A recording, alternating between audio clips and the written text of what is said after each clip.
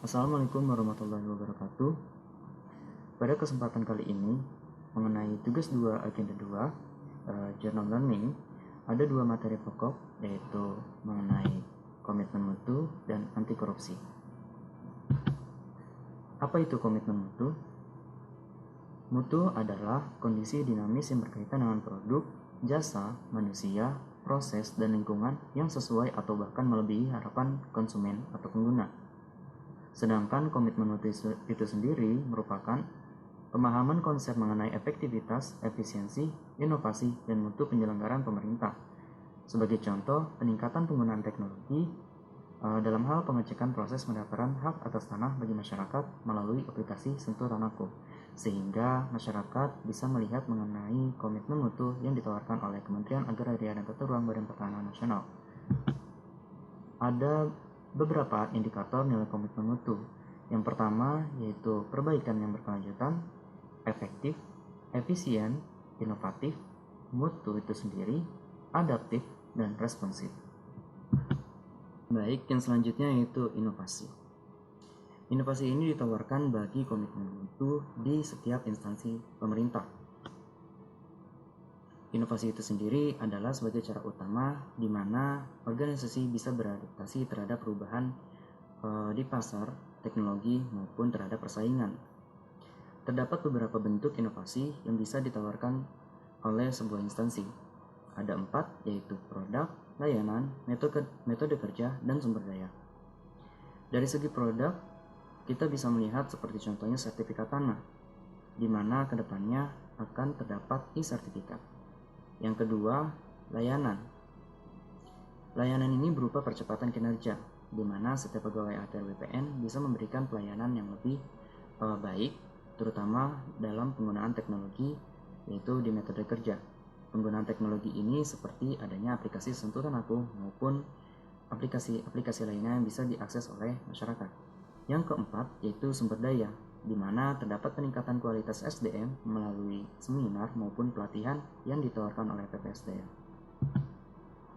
Nilai dasar orientasi mutu. Manajemen mutu terpadu atau Total Quality Management terdiri atas kegiatan perbaikan berkelanjutan yang melibatkan setiap orang dalam organisasi melalui usaha terintegrasi secara total untuk meningkatkan kinerja. Hal ini terkait dengan manajemen, bagaimana setiap pegawai pemerintah ASN bisa meningkatkan manajemen mutu terhadap diri sendiri maupun terhadap kinerja mereka. Selanjutnya, terdapat 5 pilar Total Quality Management atau yang biasa disebut manajemen mutu terpadu menurut Bill Critch dalam Alexander Sindorov, yaitu produk, organisasi, pemimpin, proses, komitmen, di mana kelima pilar ini saling terkait dan saling berhubungan. Berikut beberapa hal mengenai bagaimana cara membangun komitmen mutu dalam penyelenggaraan pemerintahan. Yang pertama, yaitu dengan mengobservasi, mengidentifikasi, dan mendeskripsikan fenomena empirik secara faktual terkait mutu kinerja aparatur dalam memberikan layanan kepada masyarakat. Yang kedua, memberikan penilaian objektif terkait tingkat tanggung jawab aparatur dalam memberikan layanan publik. Yang ketiga, mendeskripsikan tindakan kreatif yang dapat diwujudkan oleh aparatur dalam memberikan layanan kepada publik sesuai dengan tugas dan perannya masing-masing. Yang keempat, menganalisis kendala terkait belum terwujudnya kreativitas kerja aparatur dalam mewujudkan inovasi layanan yang berkomitmen terhadap mutu. Dan yang kelima, menganalisis faktor-faktor pendorong untuk meningkatkan kinerja aparatur yang kreatif, inovatif, dan komitmen terhadap mutu.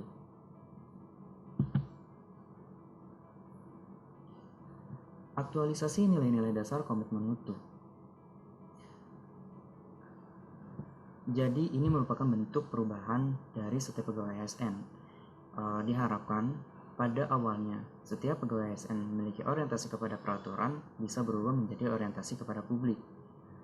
Biasanya cara kerja asal bapak senang, rutinitas, dan asal-asalan berorientasi menjadi orientasi kepada mutu dan bekerja secara baik dan benar. Yang awalnya sikap pasif bisa berubah menjadi sikap dinamis, proaktif, dan inovatif. Dan yang biasanya cara kerja individualis dan egosentris bisa menjadi cara kerja tim atau kolektif sebagai satu kesatuan proses untuk melayani masyarakat. Selanjutnya materi kedua yaitu apa itu korupsi. Berdasarkan Undang-Undang Nomor 31 Tahun 1999, korupsi adalah tindakan setiap orang yang secara melawan hukum melakukan perbuatan memperkaya diri sendiri atau orang lain, atau suatu korporasi yang dapat merugikan keuangan negara ataupun perekonomian negara. Hal ini juga termasuk menyalahgunakan kewenangan, kesempatan, atau sarana yang ada padanya karena jabatan atau kedudukan yang dapat merugikan keuangan negara dan perekonomian negara. Apa saja penyebab terjadinya korupsi? Korupsi dapat terjadi karena ada dua hal, yaitu karena adanya kesempatan dan karena adanya niat, sehingga bisa menyebabkan korupsi. Bahkan bisa juga karena terpaksa, dipaksa, atau memaksa, baik besar maupun kecil. Terdapat 7 kelompok tindak pidana korupsi. Menurut Undang-Undang Nomor 31 Tahun 1999, Jungto Undang-Undang Nomor 20 Tahun 2001, terdapat beberapa kelompok tindak pidana korupsi, yaitu kerugian keuangan negara, kegiatan suap menyuap, kegiatan pemerasan, kegiatan perbuatan curang, kegiatan penggelapan, kegiatan benturan kepentingan dalam pengadaan, maupun kegiatan gratifikasi.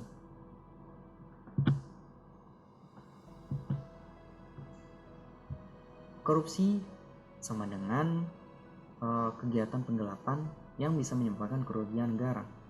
Perbedaan antara pencurian dan penggelapan, kalau pencurian secara hukum dia mengambil sebagian atau seluruhnya barang hak orang lain dengan tujuan memiliki atau memperoleh keuntungan.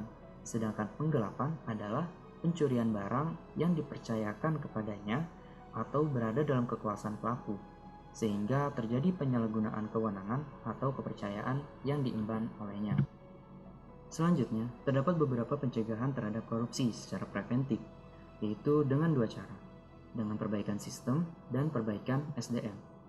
Secara perbaikan sistem, kita dapat melakukan peraturan perundangan yang lebih baik, reformasi birokrasi, menegakkan etika profesi dan tata tertib lembaga, penerapan prinsip good governance, dan lain-lain. Sedangkan perbaikan secara SDM bisa dengan memperbaiki moral, meningkatkan kesadaran hukum, mengentaskan kemiskinan, memilih pimpinan yang bersih, jujur, dan anti korupsi, dan lain-lain. Selanjutnya, tunas integritas. Apa itu tunas integritas? Tunas integritas ini adalah sesuatu yang berprinsip bahwa manusia sebagai faktor kunci perubahan, di mana manusia sebagai subjek sekaligus sebagai objek terhadap pemberantasan korupsi yang bisa meningkatkan atau memperbaiki akhlak atau moral, sehingga pada akhirnya pemberantasan korupsi dapat dicegah. Beberapa peran utama tunas integritas yaitu menjadi jembatan masa depan kesuksesan organisasi, bisa membangun sistem integritas, berpartisipasi secara aktif dalam pembangunan sistem integritas itu sendiri. Yang ketiga, bisa mempengaruhi orang lain, khususnya dengan membuat mitra kerja yang berintegritas tinggi. Yang keempat, reframing kultur atau budaya agar perubahan budaya dapat lebih mudah dan cepat, serta tidak perlu energi besar. Dan yang kelima, dengan mengadakan utilitasi fenomena perilaku otomatis, baik bagi perubahan diri sendiri, keluarga, organisasi, atau bangsa, serta menciptakan peradaban yang lebih baik. Beberapa nilai dasar anti korupsi, yaitu meningkatkan kejujuran, berani, peduli, tanggung jawab, mandiri, kerja keras, disiplin, adil, dan sederhana. Secara garis besar, internalisasi yang dapat dicapai oleh ASN yaitu dengan pendekatan secara inside out atau outside in. Inside out adalah pendekatan dari dalam keluar, yaitu dari dalam diri sendiri terhadap organisasi. Sedangkan pendekatan outside in yaitu dengan meningkatkan lingkungan yang lebih berintegritas. Sebenarnya terdapat cara yang lebih baik, yaitu penggabungan antara internalisasi integritas, inside out, dan outside in, sehingga terbentuklah 3 bagian pokok terhadap internalisasi pada ASN, yaitu lingkungan yang berintegritas, misalnya dengan memperbanyak hidup dalam lingkungan yang positif, Yang kedua, dengan proteksi integritas. Misalnya, dengan memastikan pengaruh lingkungan yang negatif tidak masuk ke dalam pikiran diri sendiri. Yang keempat, dengan perubahan sistem nilai. Misalnya, jika pengaruh sudah masuk dalam pikiran, segera kita harus melakukan teknik perubahan sistem agar yang negatif dapat dihapuskan dan diganti dengan yang positif. Selanjutnya yaitu komponen sistem integritas. Terdapat beberapa komponen sistem khusus sebagai cara untuk pengendalian korupsi dan standar etika. Antara lain, yang pertama, peningkatan peran pengawasan internal, baik dalam diri sendiri maupun terhadap organisasi tempat ASN bekerja. Yang kedua, post-employment, di mana setiap ASN memiliki pikiran positif yang lebih maju, sehingga bisa menapis setiap kemungkinan korupsi yang terjadi. Yang ketiga, integrity checking. Integrity checking ini yaitu dengan mengecek setiap integritas yang terdapat pada setiap ASN, seperti mengecek setiap laporan. Yang keempat, pengungkapan isu integritas. Isu-isu yang terjadi bisa meningkatkan pola pikir ASN sehingga bisa meningkatkan pengetahuan dan bisa mengurangi atau mencegah kemungkinan korupsi yang terjadi. Yang kelima, pengendalian gratifikasi atau hadiah yang diberikan oleh masyarakat maupun oleh instansi lain yang bisa menyebabkan standar etika setiap ASN berkurang. Dan ini termasuk salah satu bentuk korupsi. Yang keenam yaitu pelaporan harta kekayaan. Yang ketujuh, analisis resiko terhadap integritas. Dan yang kedelapan, revitalisasi kode etik dan pedoman perilaku. Yang kesembilan, seleksi dan keteladanan pimpinan puncak, di mana setiap ASN yang menjabat sebagai pejabat tinggi bisa menjadi panutan, terutama bagi pejabat ASN yang memiliki integritas baik. Dan yang terakhir yaitu evaluasi eksternal integritas. Sekian dari saya mengenai materi komitmen mutu dan anti korupsi pada hari ini. Terima kasih. Wassalamualaikum warahmatullahi wabarakatuh.